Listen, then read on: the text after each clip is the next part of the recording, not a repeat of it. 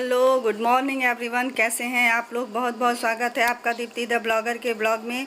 तो गाइज़, आप लोग बताइएगा कमेंट्स करके कि आप सब कैसे हैं। आशा करती हूँ कि आप सभी अच्छे होंगे। तो वीडियो स्टार्ट करने से पहले आप सभी से रिक्वेस्ट है कि जो लोग न्यू हों चैनल को सब्सक्राइब कर लीजिएगा और साथ में बेल आइकन को ज़रूर प्रेस कीजिएगा, जिससे कि मेरे वीडियो का सारा नोटिफिकेशन आप लोगों तक तुरंत पहुँच सके।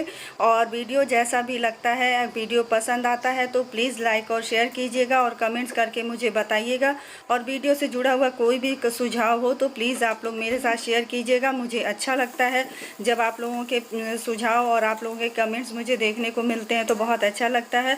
तो इसलिए आप लोगों से रिक्वेस्ट है कि लाइक शेयर और सब्सक्राइब भी ज़रूर कीजिएगा।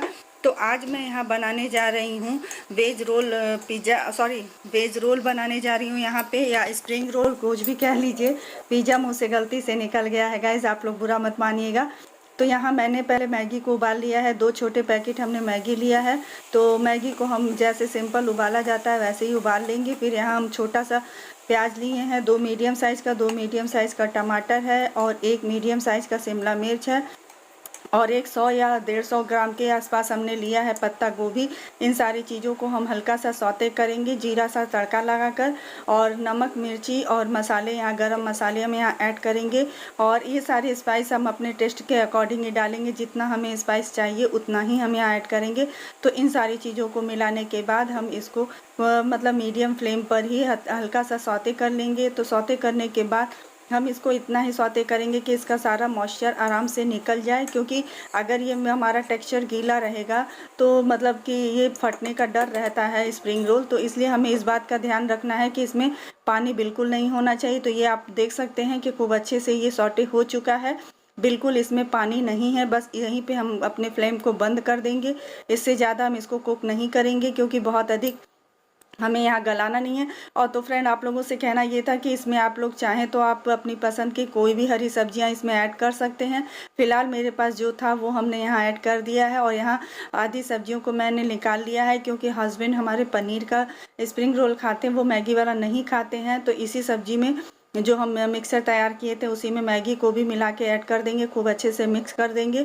और मिक्स करने के बाद थोड़ी देर के लिए हम इसको ठंडा होने देंगे। और यहाँ 100 ग्राम के आसपास हमने लिया है पनीर, और पनीर में जो आधी सब्जियां हमने निकाली थी वो सारा भी हम डाल देंगे यहीं पे। और इसमें भी हम पनीर के अकॉर्डिंग थोड़ा सा कुछ बेसिक मसाले डालेंगे, कुछ हल्का ही डालेंगे। और क्योंकि ये हमें हरी चटनी और मीठी चटनी दोनों के साथ हमें सर्व करना था, इसलिए बहुत अधिक स्पाइस भी हम नहीं रखे हैं। और जिसको जितना पसंद हो उतना तीखा यहाँ रख सकता है। तो ऐसे करते हुए हम पनीर में सारे वेजेस को मिक्स कर लेंगे खूब अच्छे से।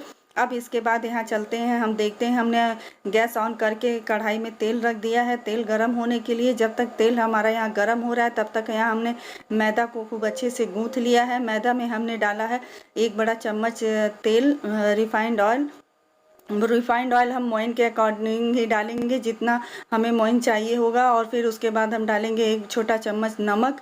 इन सारी चीज़ों को खूब अच्छे से मिलाते हुए फिर हम आटे को खूब अच्छे से सॉफ्ट डो में बना लेंगे। और फिर यहीं एक कटोरी में हम मैदा और पानी का एक स्मूथ सा पेस्ट तैयार कर लेंगे, जिससे कि हम इसमें मतलब स्प्रिंग रोल जब हम बनाएं तो फिर अच्छे से उसको चिपका सके।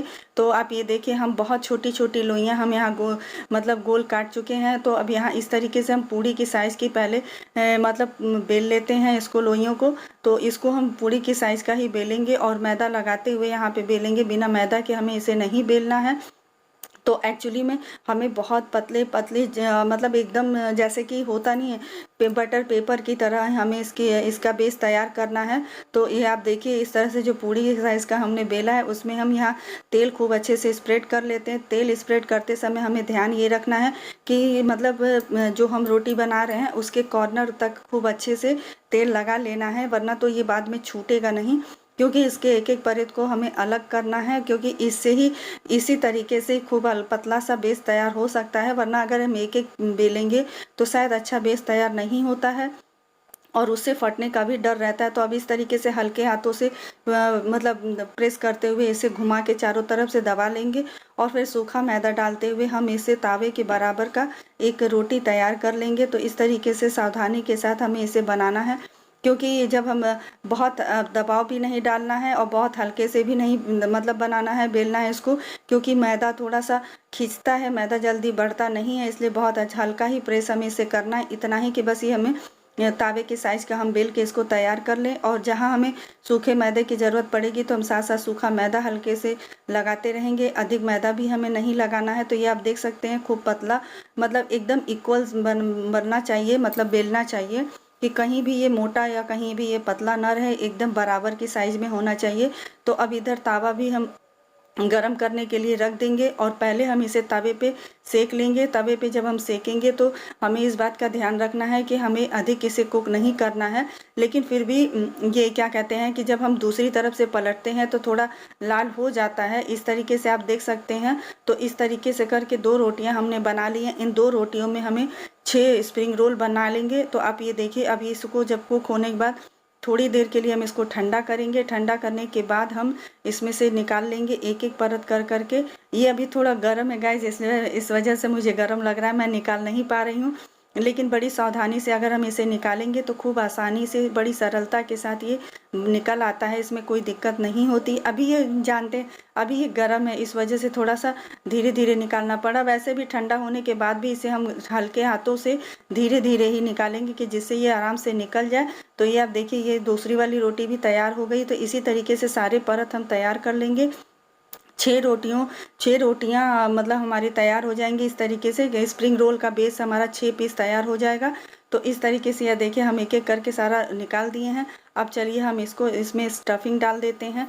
स्टफिंग डालने के बाद इधर तेल कढ़ाई में गर्म हो रहा है। तो स्टफिंग डालने के बाद फिर हम इसको फ्राई कर लेंगे मीडियम फ्लेम आंच पे। तो ये आप देखिए कितना अच्छा, कितना बढ़िया, बहुत ही मज़ेदार तैयार हुआ है। मतलब देख के भी बहुत खुशी हो रही थी। और अगर सच बताऊँ ना, तो ये मैंने फर्स्ट टाइम बनाया है, इसके पहले मैंने कभी ट्राई नहीं किया था। मैं झूठ नहीं बोल रही, मैं सच बता रही हूँ, मैंने फर्स्ट टाइम ट्राई किया था।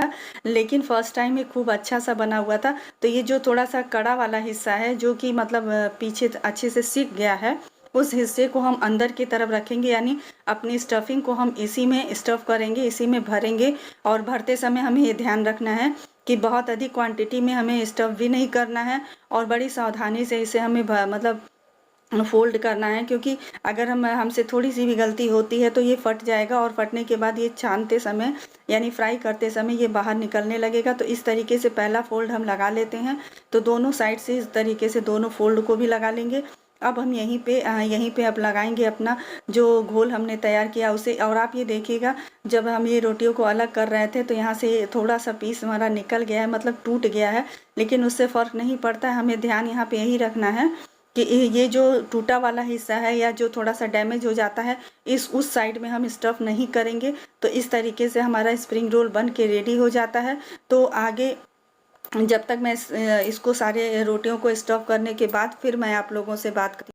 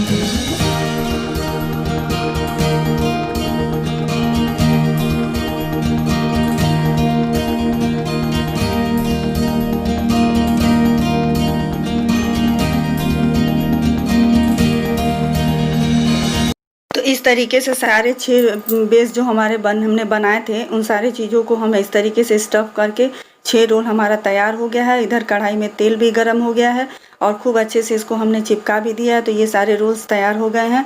तो चलिए अब हम इनको डीप फ्राई कर लेते हैं। डीप फ्राई करने के लिए हमें बहुत अधिक तेल भी नहीं चाहिए और तेल में पूरा गर्म होना चाहिए तेल अच्छे से, वरना तेल में अगर कम गर्म रहेगा तो भी इसके फटने का चांस रहता है।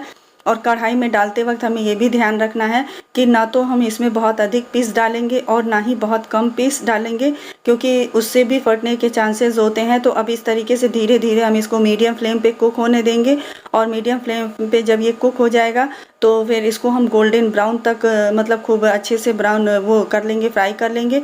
तो इस तरीके से यमी स्प्रिंग रोल तैयार हो गया, और हम बता नहीं सकते, हमें इतनी खुशी हो रही थी कि बिल्कुल मतलब मार्केट जैसा ही तैयार हुआ था। हम फर्स्ट टाइम इसको बनाए थे। एक्चुअली में बच्चे बाहर जब कभी खाते थे अपने डैडी के साथ, तो बच्चों का कहना था कि इस तरीके से मार्केट में मिलता है, तो फिर हमने भी वही ट्राई किया कि चलो देखते हैं। तो वैसे जब एक बार हम भी मार्केट जा रहे थे तो अपने बेटे को हमने खिलाया एक जगह खड़े होके। उस टाइम मतलब काफ़ी टाइम पहले की बात हम बता रही है, तकरीबन कोरोना आने से पहले की बात है। तो अभी बच्चे काफ़ी दिन से घर पे ही हैं, कहीं घर से बाहर निकलना नहीं हो रहा है, और घर के बाहर की चीज़ें खाना भी हेल्थ के लिए इस टाइम अच्छा नहीं है। तो हमने कहा कि ले आओ एक बार मैं ट्राई करती हूँ। हमने फर्स्ट टाइम मतलब ट्राई किया, और फर्स्ट टाइम में ही खूब अच्छा सा बन के तैयार हो गया, सभी को पसंद आया। तो इस रेसिपी को आप लोग भी ट्राई कीजिएगा, और आप लोगों को पसंद आता है और ये रेसिपी मेरी कैसी लगी प्लीज़ मुझे कमेंट्स करके आप सब बताइएगा। तो इस तरीके से सारा हम स्प्रिंग रोल तैयार कर लेते हैं, और साथ में हम अपने हस्बैंड के लिए पनीर वाला भी स्टफ़ करके बना लेते हैं, क्योंकि उन्होंने भी खाने के लिए मांग लिया था। तो गाइज़ अब मिलती हूँ कुछ देर बाद फिर आप लोगों से यहाँ पर।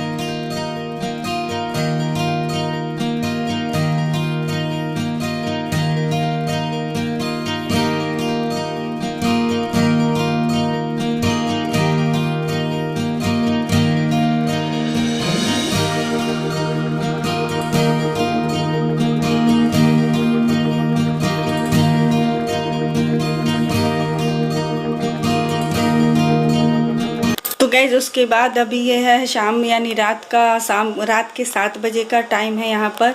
क्योंकि एक्चुअली में हुआ क्या ना था कि ये जो सिल्वर वाला डोर हमने लगवाया था ना, तो सिल्वर वाला डोर जब हमने लगवाया था तो उस टाइम हमारे फर्श पे टाइल्स नहीं लगा हुआ था, और टाइल्स लगने के बाद ये दरवाज़ा अचानक से फर्श पे बहुत मतलब लड़ने लगा था, और जिससे कि टाइल्स का इसमें काफ़ी स्क्रैच भी पड़ रहा था। तो काफ़ी दिनों से ये दरवाजे वाले भैया को मैंने बुला रखा था, बट 1 महीने से ये आजकल लगाए हुए थे। तो आज हमारे हस्बैंड अचानक इनको देख लिए, तो बस इनको बुला कर ले आए हैं।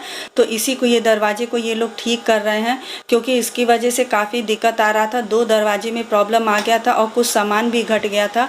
तो वही सारा सामान ये लोग लेने भी गए थे, तो इसको करने में केवल 2 घंटे लग गए थे। 2 घंटे बाद कहीं जाके मतलब ये काम पूरा हुआ था। तो उसके बाद मैंने फिर सारा साफ़ सफाई किया। और वैसे मैं इस ब्लॉग को ज़्यादा लंबा नहीं कर पाई थी, क्योंकि जो मैंने स्प्रिंग रोल बनाया है, मैंने एक प्रोसेस, एक मेथड आप लोगों के साथ शेयर किया है। और फिर उसके बाद ये लोग आ गए थे, तो हमने कहा कि चलो मैं इन लोगों से भी मिलवा देती। तो गाइज़ आज का ब्लॉग यहीं मैं एंड करूँगी। मिलती हूँ फिर अगले ब्लॉग में, तब तक के लिए बाय बाय, टेक केयर। आप सभी अपना ध्यान रखिएगा, और ऐसे बात मुलाकात होती रहे में हम लोगों